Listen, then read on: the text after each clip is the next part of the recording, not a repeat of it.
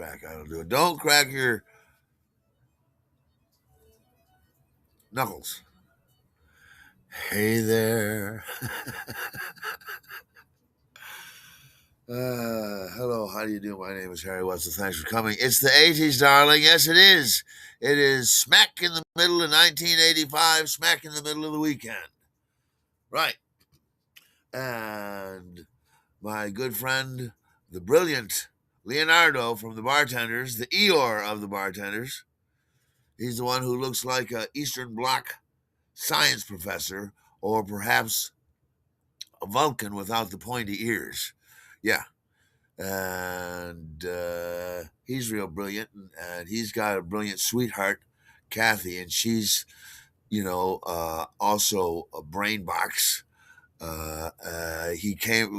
were over at their apartment one time, and Leonardo's like, "Here, come here, check it out. Check out Kathy's homework." And we looked at a couple of pages of her homework there, and right there in the middle of the page, as a part of an answer to one of her questions, it said E equals MC square. I know. That was part of one of the answers to one of her questions. I know. And Leonardo and I are both, you gotta be smart to use that. Anyhow, hey there. So, yeah. So it's Leonardo and Kathy and me are going to go out and rouse some rabble tonight, this weekend, this Saturday night. Yeah.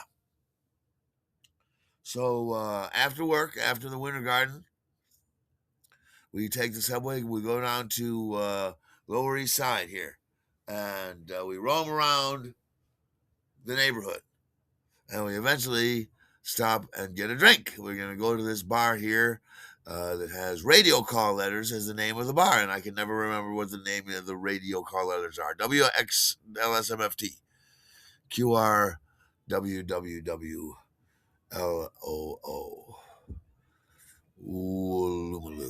Anyhow, so Leonardo and Kathy and I go on into the WXOXOXOXOXOX bar, and we order ourselves a couple of drinks, and Kathy's very funny. She and Leonardo got a couple of cocktails. I just got a beer, but they give her the cocktail, and they give you a little straw in there. And she says, "First thing, this straw's gotta go." Yeah, Kathy was a hilarious woman, in addition to being brilliant. Right. So meanwhile, then the bartender is there. He's behind the bar, and he's got this beige helmet of curly hair and this Easy Rider mustache. Yeah, and he's huffing and puffing, and he's upset about something behind the bar, and he says, "Hey, everybody!" And everybody in the bar is like, "Oh," he goes, "Everybody's asking me questions. Don't ask me any questions. I don't know anything. You want to know what I know? I'll tell you what I know." And he pointed and he says, "Clock, Juke, booze. That's what I know." And then he went back to his mopping up the bar. And we're like, "Well, consider yourself having been told." Yes, and Leonardo said, "Yes, let that be a lesson to you." And Kathy said, "You guys want another drink?" So we did. We had a couple of drinks there in the WXOXOQ bar where, I had cut a rug a few times before. Oh, yeah. Not so much tonight. We're just drinking and hanging around, telling jokes and laughing it up. And so we're walking around. We say, it's kind of late. Now it's pushing midnight. And I haven't had any dinner. We should stop and get something to eat if we're going to be drinking. We should get something to eat. Right. And so we find a Blarney Stone. Yes, over there on 14th Street. Yes. Because Leonardo says, "We got to get a BaDayda." And we're like, "A BaDayda?" He goes, "Yeah, BaDayda." Oh, potato. Oh, you mean a potato? No, I mean a bodega. So we went up to the Blarney Stone because they got a steam table and they got some lovely potatoes. You know, the little new potatoes, you know, all buttery and covered with parsley. Yes, at the steam table at the Blarney Stone, you can always get something filled with starch. Anyhow, so or I like to get the rice, a plate of rice over at the Blarney Stone. But tonight, Kathy and Leonardo and I all got a potato.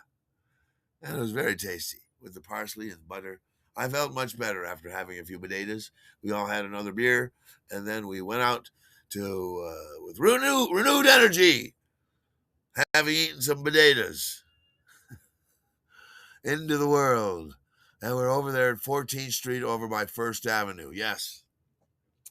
And we're around the corner on the First Avenue, and we hear a tremendous roar from inside the one of the local pubs, one of the local emporiums. Yes. And it was an audience, a roar of a thunderous applause by some audience. We didn't hear the music, we just heard the applause. We go, oh, we got to go in there. There's something exciting going on. And so we get in there, and just as we're going in there, everybody's sort of migrating out. Oh, it was the end. It was the end of a concert, and we're like, oh, oh. And so we go into this bar, and what is this place? And we look in a place called Dan Lynch's. Dan Lynch's, and I'm like, Dan Lynch's.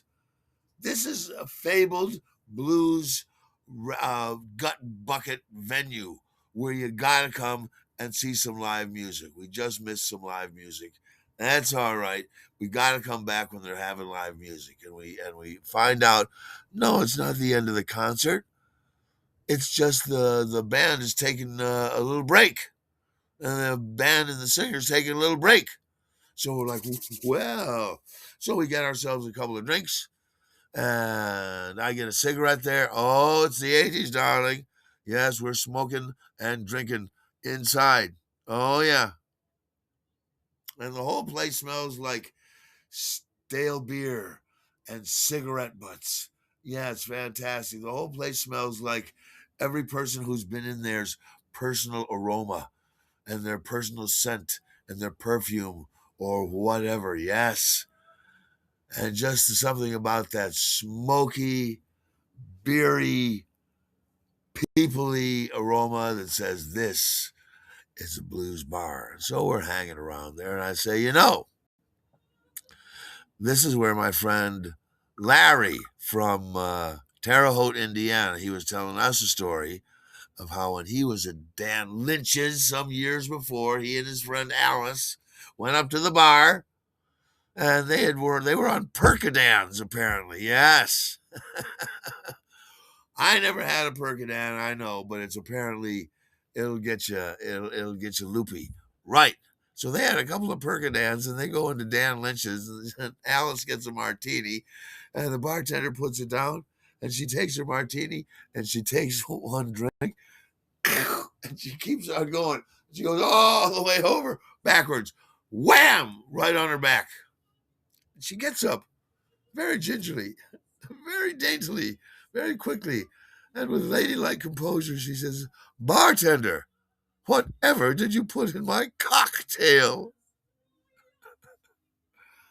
Anyhow, so that happened to Larry and Alice some years before, and I was telling that same anecdote right there in the very same room where it happened. Well, before you know it, out comes the band, and out comes a lady, and we found a rail, we found a leaning rail, and this is apparently right in front of the stage. We didn't even try to, and we got front row seats. It's fantastic.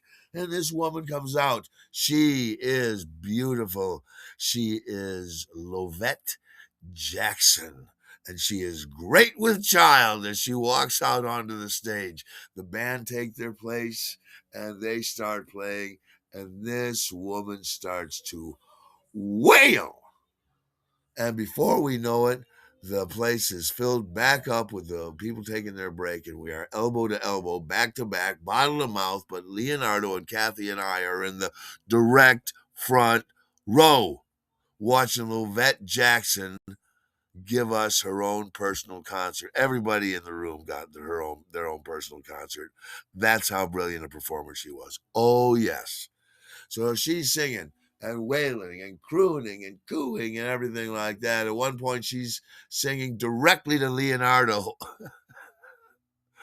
And they're like inches away from each other. She's right there, and I'm watching the whole thing. And then she sings directly to Kathy, and she's singing, "Somebody call my father and tell him the state that I am in. Somebody call my father and tell him the state that I am in."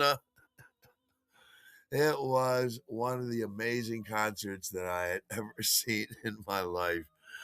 And it was exhausting. She played a hell of a set. She played another 45 hour. I don't know how long she sang.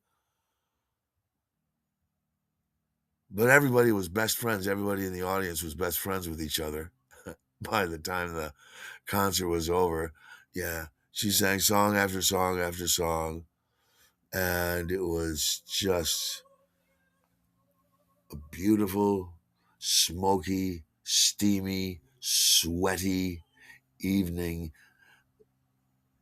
This is the blues, a hypnotic, pregnant blues singer weaving her spell over absolutely everyone in the room. Absolutely magnificent. By the time the concert's over, as we're walking out, we're all best friends with you. Everybody, strangers, are waving goodbye to each other. See ya. And we walk out into there's fresh air. Oh, it was very smoky and steamy in that bar during that concert, which went on for a good long time. And you get accustomed to the smoke and the sweat and the steam. But when you walk out into the fresh night air, it's exhilarating. Yes. Now we should go and get something else to eat. Here's the beauty of living and working and drinking in Manhattan. If you want something and you can think of it, you can find it or something just like it in Manhattan at any hour of the day or night. And you know what we wanted? We wanted to get a couple of jelly donuts. That's what I wanted. So we roamed around. And guess what? You find a bakery over there, and they got jelly donuts. It's 1:30 or 2 in the morning, and we're getting fresh, warm jelly donuts. Yes, that's how to do it. Let me tell you that. I'll tell you that right now. Yeah. And so that's what I wanted to tell you about this fantastic evening that Leonardo and Kathy and I had this one night, and we saw one of the greatest concerts we ever had, Lovette Jackson. Yes. Anyhow, after that, the most amazing thing did happen, and I'll tell you about it next time.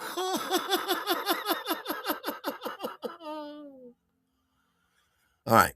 You know how it goes. Like and share and comment. Please comment. I love it when you comment. Thank you for commenting. So comment again. Comment some more. Yes. All right. And especially if you haven't commented, if I've heard from you, thank you. But we need fresh comments from the unspoken people. Yes. All right. Here we go. See you next time.